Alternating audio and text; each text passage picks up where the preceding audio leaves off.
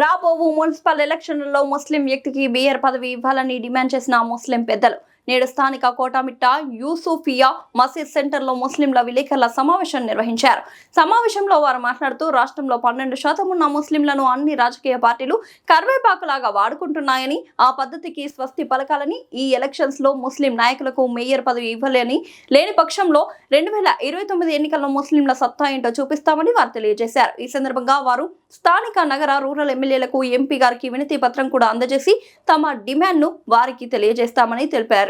ఈ కార్యక్రమంలో ముస్లిం నాయకులు, ముస్లిం మత పెద్దలు పాల్గొన్నారు. మనకు అవకాశం కల్పిస్తారు.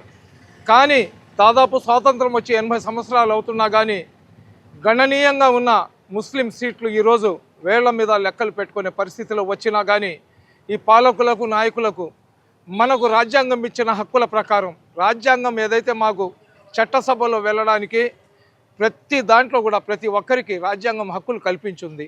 ఆ రాజ్యాంగం మాకు ఇచ్చిన హక్కుల ప్రకారం మాకు చట్టసభలో అవకాశం ఇమ్మంటే ఏదో ఒక కుంటి సాగు చెప్పి మైనార్టీలను విస్మరించడం ఈ పాలకులకు, ఈ నాయకులకు అలవాటు అయిపోయింది. మనం గత ఎమ్మెల్యే ఎలక్షన్లు, ఎంపీ ఎలక్షన్లు జరిగినప్పుడు ప్రతి ఒక్కరు కూడా 2 రాజకీయ పార్టీలకి సపోర్ట్ చేసినారు. ఒకటి వైఎస్ఆర్సీపీ, రెండవది తెలుగుదేశం పార్టీ. అయితే మన ఆంధ్ర రాష్ట్రంలో జరిగిన ఎన్నికల ప్రభంజనంలో చంద్రబాబు నాయుడు గారు ఒక విజనరీ అని, అదేవిధంగా లోకేష్ బాబు ఒక మంచి యువకుడని, ఆంధ్ర రాష్ట్రాన్ని అందరికీ సమాన హక్కులు కల్పిస్తూ ముందు పెడతారనే ఒక ఆలోచన, అదేవిధంగా పవన్ కళ్యాణ్ ఇలా ముగ్గురి మీద నమ్మకం పెట్టుకొని కూటమిలాగా ఏర్పడి బీజేపీని కలుపుకున్నా కానీ మైనార్టీ సోదరులు ఆంధ్ర రాష్ట్రంలో అధిక శాతం అందరూ కూటమి ప్రభుత్వానికి ఓట్లు వేశారని నేను చెప్పటం లేదు, కానీ అధిక శాతం ముస్లింలు చంద్రబాబు నాయుడు గారు, లోకేష్ బాబు గారి ముఖం చూసి వాళ్ళని నమ్మి వాళ్ళు సర్వమత సమానత్వం కోసం పనిచేస్తారు కాబట్టి వాళ్లకు మేము ఈసారి గెలిపించాలనే ఒక నేపంతో తెలుగుదేశం పార్టీ కూటమి అభ్యర్థులను గెలిపించినారు.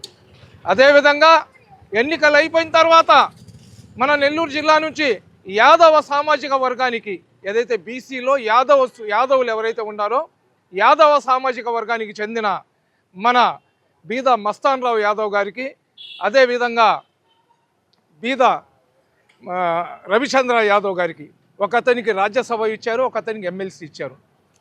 మళ్ళీ ఈ ఎన్నికలు వచ్చినప్పుడు బీసీలకు ఇవ్వాలా, యాదవులకు ఇవ్వాలా అంటున్నారు.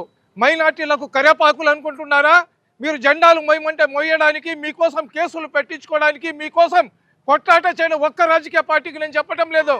అన్ని రాజకీయ పార్టీలు మైనార్టీలను కరేపాకులాగా వాడుకొని మీ అవసరం తీరిపోయిన తర్వాత మాకు చినిగిపోయిన చెప్పులాగా వేయాలంటే ఒప్పుకోము. నిజంగా మీకు మైనార్టీల మీద ప్రేమ ఉందా? మీరు ముస్లింలకు మనుషుల్లాగా చూస్తున్నారా?